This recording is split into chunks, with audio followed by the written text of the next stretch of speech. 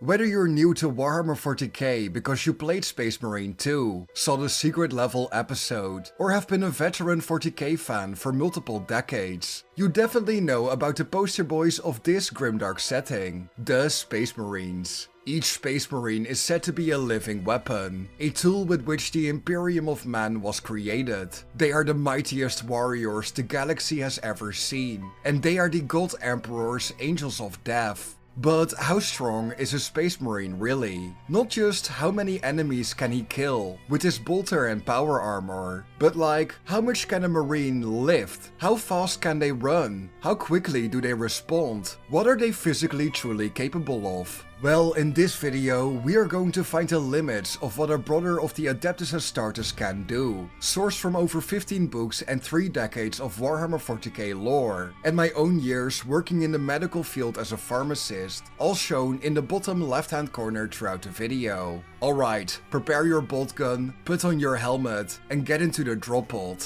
Let's get right into the lore. To start out, let's examine the actual physiology of a Space Marine. What is their recruitment and creation process like? How do they become a Space Marine? Don't worry, I'll keep this section quick, as a lot of you will already know this information, so see it as a quick lore refresher. The recruitment and creation process of the Adeptus Astartes can only be described as brutal yet efficient. Recruits are generally taken between the ages of 8 and 14 standard Terran years old. They will undergo rigorous testing, mental probing, and DNA checking before it is determined if they can survive gene enhancement. If approved by the chapter's apothecaries for the physical and librarians for the soul, a recruit will undergo surgical alterations while non-stop training until the age of 18, right as they reach adulthood and have completed, or survived, all of their challenges and missions. They will receive their final gene seed implant. Space Marines possess a whole bunch of gene seed organs that enhance their bodies. They get a secondary heart that boosts blood supply and serves as a backup if the primary heart fails. They get the osmedulla, which strengthens bones and fuses the ribs for added protection. The biscopia dramatically increases muscular strength through hormonal changes. The hemestamen improves blood chemistry for better oxygen transport, while the Laramans organ enables rapid blood clotting, significantly reducing the risk of bleeding out from normally fatal injuries. The catalepsian node helps a Space Marine by skipping sleep and staying at peak efficiency. If you're curious how much an Astartes has to sleep when not actively fighting, the answer is 4 hours. Astartes also have the pre-omnor, which protects a Space Marine from being poisoned and acts as essentially a pre-stomach, which can turn inedible materials into edible materials. Maybe you eating paper in 3rd grade wasn't that weird after all. Of course, a pre-stomach is great, but with the omophagia, you can process and essentially absorb partial memories and environmental knowledge by eating the flesh and brains of your hated Xenos enemies. Space Marines also have an organ called the neuroglottis, which enhances taste and smell, allowing Marines to sniff out toxins way before they become dangerous. In one case in the lore, a local population tried to poison a group of Space Marines and their human allies, but because their neuroglottis worked as intended, the Astartes quickly dealt with this heretical plot. Now, if you thought a second heart was crazy, how about a 3rd lung? I think we could all use a 3rd lung, especially because it allows Astartes to breathe toxic air and breathe in water. They also have enhanced vision in low light thanks to the oculobe and improved physical balance from the liman's ear, which also filters sounds, in case the Space Wolf party gets a little too rowdy.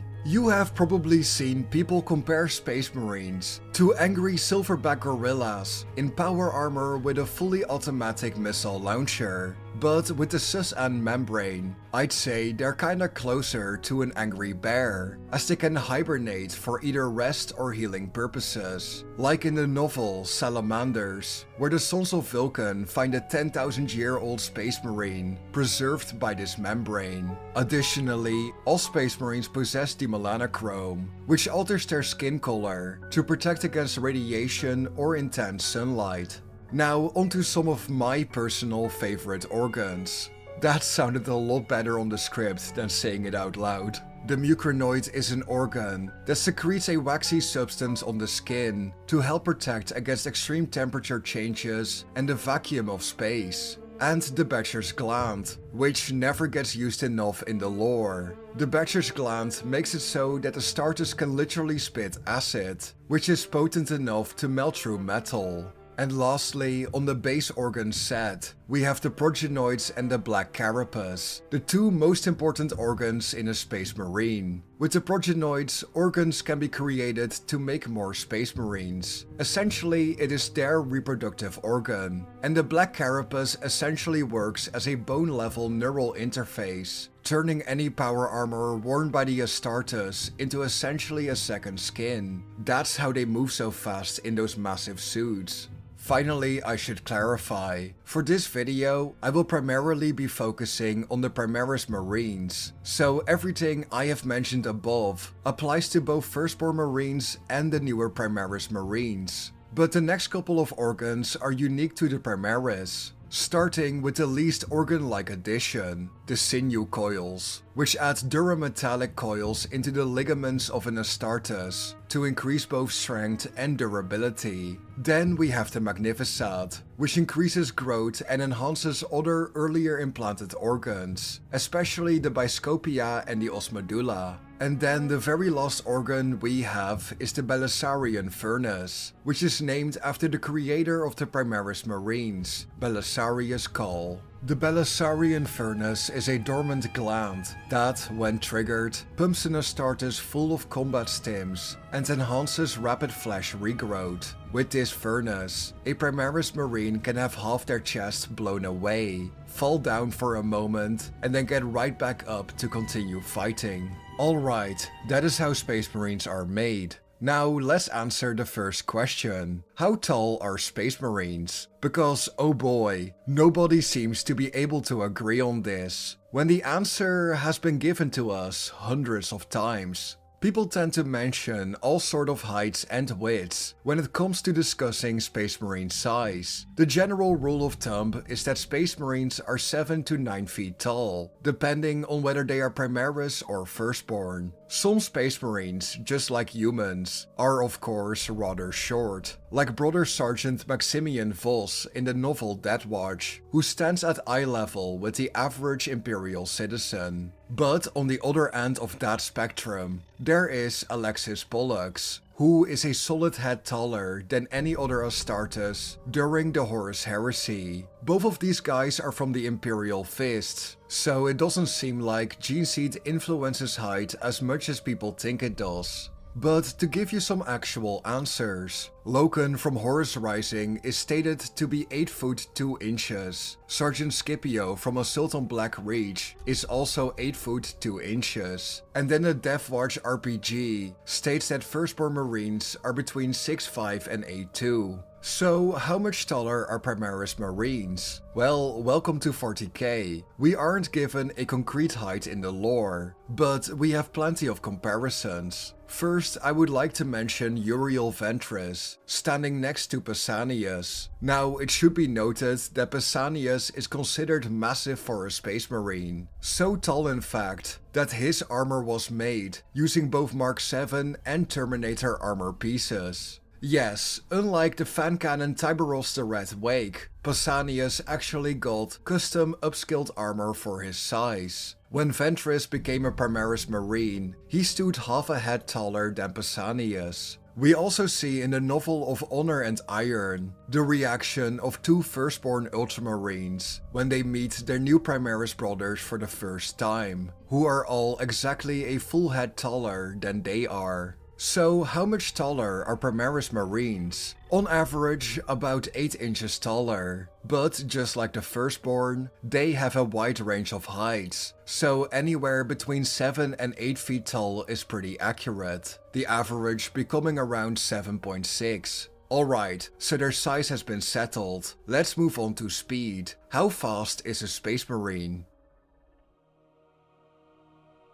Well, who could have guessed? They are incredibly fast. Just for some real life context, Usain Bolt currently holds the record of 44.7 kilometers an hour, or 27.8 miles an hour. From the 2009 World Championships in Athletics, Space Marines on the other hand can run between 80 and 90 kilometers an hour, or 50 and 60 miles an hour. So on a good day, an Astartes will not just outrun the current fastest human alive, but also easily halve his record time. But the weirdest thing, it means Space Marines can keep up with modern day armored vehicles, or even outrun them. I am no military expert, but the M1 Bradley, which is used to transport soldiers and provide them with covering fire, travels at a speed of 56 kilometers an hour, while the M1 Abrahams, which is a proper tank, has a maximum speed of 72 kilometers an hour when on a road. A Marine can catch up to them, get in front, and stop the whole damn thing. Some of you will also know that this speed should be impossible for any human-shaped being. But Space Marines do not run in a normal way, like you or I do to the fridge. Their steps, when running at full tilt, are closer to huge leaps, with every step taken able to cover about 15 to 20 feet when they are in their power armor.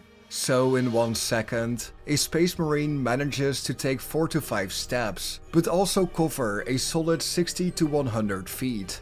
But can Space Marines still fight when running at this speed? Well, yeah. As we see in the novel Void Stalker, a Space Marine, in this case Talos Valkoren, manages to cross 10 meters, or around 33 feet, jump over a console table without destroying it, and obliterate someone in the time it took a human heart to beat only once. And with the average heartbeat being around 0.8 seconds, that's pretty fast. But being fast doesn't matter if you don't know how to use it. Yet for Adeptus Astartes, this is their whole life, as seen in Brothers of the Snake, when a single Space Marine solos 5 Drukhari warriors. What followed lasted about 3 seconds. The giant had his combat shield locked on his left arm and his short heavy sword in his right fist. As he arrived, he was swinging the shield out and smashed it flat into the nearest sleeping Drukhari, shattering bones and deflecting the thing away. Wheeling, he hacked his sword clean through the neck and shoulders of the second, casting out a shower of dark red blood, and then ripped backwards low, cutting through the corpse ties even as it toppled, so that the whole mass of the Drukhari folded into a collapsed heap. The third, coming in at the giant's left flank, held some kind of pistol weapon, an ugly spiky device that spat hard sharp bullets of buzzing metal. The giant turned, raising his left forearm upright from the elbow, and guarded his face with the combat shield in time to switch the buzzing projectiles away. They struck the shield with loud angry cracks. One embedded itself there, another bounced off and decapitated a nearby sapling.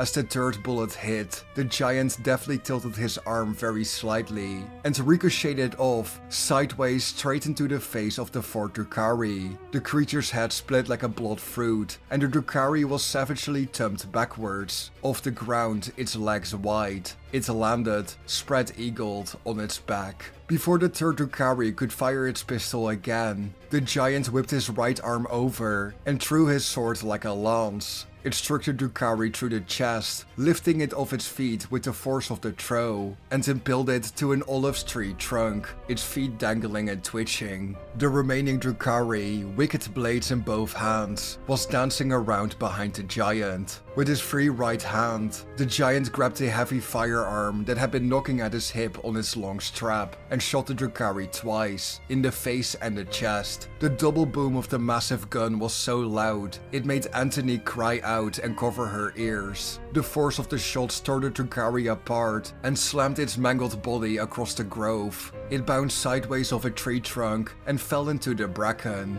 Silence, except for the gurgle of leaking blood. So yeah, Marines are fast and know how to use it. But before we get to their reaction timings, which turn them from canonical scary guys to absolute cosmic horrors, let's first take a look at their strength. How strong is a Space Marine? We all want to know, just how much can a Space Marine bench press and deadlift? Well, according to the Death Watch RPGs, a Space Marine's basic lift sits around 2700 kilograms or 6000 pounds. But some Astartes are capable of lifting upwards of 4500 kilograms or 10,000 pounds outside their armor. So how does that actually compare to our real-life deadlift monsters? The current world record, including straps I believe, sits at 510 kilograms or 1124 pounds by Hafthor Bjornsson, and the current bench press record sits at 635 kilograms, held by Jimmy Kolb. So taking that into account, a Space Marine would use their record weights for warming up some shoulder shrugs. When it comes to using their strength and speed in battle, well, the results are just horrifying. Space Marines can slap aside mortals without a second thought. When fighting in melee, a Space Marine is as likely to pick you up and rip you in half as he is to just punch you in the face. The examples are many. Even being a big and heavy soldier does not stop you from being thrown around. When Astartes have to deal with tanks, they sometimes just rip off the hatches in one smooth motion, as we see in Angel of Fire and Valdor Bird of the Imperium. Even when their enemy is way bigger than them, Space Marines still use a combination of speed and strength to win, wrestling with orc nobs or even each other. For example, when Garfield Loken had to fight one of his brothers, he managed to repeatedly punch him so hard that the ceramite on his helmet began to crack. Alright, moving on. Let's take a look at a Space Marine's mental capacity and mental speed. Essentially, how smart is a Space Marine? So, we know Space Marines are fast and strong, but are they smart? Well, this answer has a very wide range. We do know that because of their recruitment and hypno-indoctrination training, some Space Marines can develop photographic memories. But even without this, they are generally great at memorizing things. But if it comes down to what they know, it's usually mainly war-related. Once, when the Dark Angels were hunting the Chaos Space Marines of a warband known as the Crimson Slaughter, a Ravenwing sergeant somehow located them with a very strange technique. The Ravenwing squad was traveling at almost 200 kilometers an hour over a high vantage point. The sergeant, while driving at this speed, looked around and took in his surroundings. After that mission, he meditated and went through his memory, going through each frame before he saw a faint glimmer of red in the distance, allowing him to find a traitor hidden in the local foliage. Captain Titus is also a good example of the general intelligence you can find amongst the Adeptus Astartes throughout Space Marine 2. Titus uses his knowledge and experience to succeed in his missions, but perhaps the most impressive feat was being able to pinpoint a Hive Tyrant based on nothing but how the Tyranids were fighting and where they were clustering. Yet for every highly intelligent Astartes, there's also a Marine as blunt as a deflated basketball. Captain Cato Sicarius manages to be the complete and total opposite of Titus in this regard. Titus is no stranger to leading from the front and winning the battle by defeating the enemy with his own two hands. But Sicarius is willing to be outright reckless. When he came to save the world of Black Reach from the orcs, he was being baited and fell into multiple traps, attacking unimportant outposts and wasting time for a glimmer of glory. The aggressive tactics of Sicarius managed to be both his worst flaw and greatest strength. It won him glory, it won him the campaign, but emotionally, he had no idea what he was doing. Alright, time to talk about Space Marine reaction times, which, when I really looked into it, made me realize that Space Marines don't just move unnaturally fast. They move like an actual blur. Let's get into it. In the short story Redeemed from Hammer and Bolter, the magazine, not the Warhammer Plus show, we see Sergeant Raven square up against none other than Astartes the Grim, the High Chaplain and Executioner of the Blood Angels chapter. In the opening moments of their duel, Raven tries to shoot Astartes with his bolt pistol. Before the bolt round manages to hit, Astartes literally swats it aside, and the High Chaplain immediately counterattacks. So okay, Marines can technically swat a bullet away. Another example of just how fast a Space Marine can physically react is when Reclusiar Grimaldus kills a cowardly officer before a commissar could execute him. Grimaldus was a literal black blur the moment the commissar had his hand on his holster. Another example is in the novel Battle for the Abyss. An Ultramarine manages to appraise the tactical situation of an attack, calculate a backup plan, and come up with a reply to the question in literal nanoseconds. In the novel Damocles, we see Corsaro Khan jump off his bike right before it is destroyed by the blast of a Tau fusion blaster. He gets free of the explosion in a matter of microseconds. During the devastation of Baal, we also have the following quote. For a full minute, the Space Marines fired, each battle brother keeping to his own pace, reloading only when necessary, covering his squad mates when it was needed. Despite the numbers of the beasts attacking them, the Space Marines sighted every burst carefully, their adapted brains making microsecond adjustments so that all of their rounds hit their mark. So yeah, a lot of Marines respond in microseconds, but how fast is that really? The average adult human has a response time of 200 to 250 milliseconds, meaning that from the moment the piece of information, light, sound or smell hits you, you start physically responding within 250 milliseconds. The fact that Astartes are not only processing information at a nanosecond level, but responding in actual milliseconds, implies that Space Marines at full speed physically respond 50 to 200 times faster than your average normal human. That is so fast that to the naked eye, you would not even be able to really see their movements. The fact that guardsmen get transhuman dread after fighting with Space Marines and see them as both angels and death incarnate makes a lot of sense here. But more on that later. Now, how sharp are the senses of a Space Marine? They have to process a lot, so how much do they actually use them?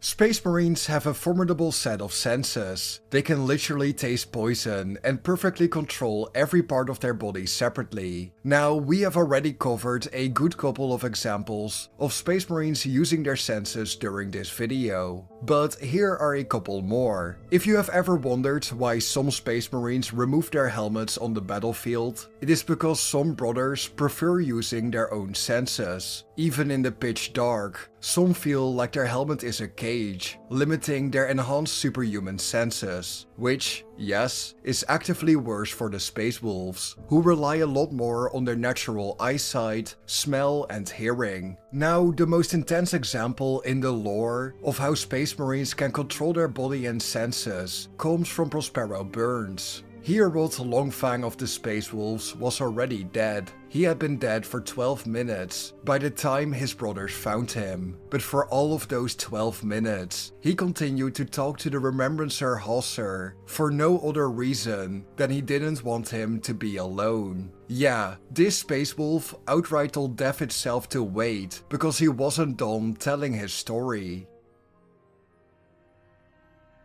All of this combined truly showcases why Space Marines are known as the Angels of Death, but one of their least appreciated effects is usually misportrayed or outright ignored in a lot of newer media. Space Marines invoke transhuman dread, a fear so powerful it shatters your worldview. Transhuman dread is a condition that afflicts many of the people on a planet where Space Marines are seen fighting in combat. Even if they are on your side, it makes you freeze up. Your mind feels like mush, and on the instinctual level, you know that what you are seeing should be physically impossible.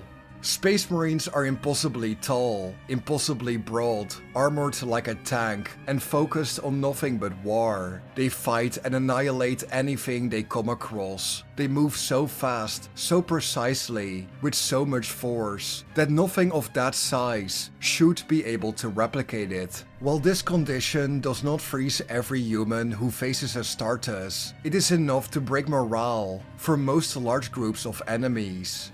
They don't just fight their enemies. If they are attacking humans, those guys reconsider their choices. They no longer want to fight against the Space Marines. The transhuman dread has set in.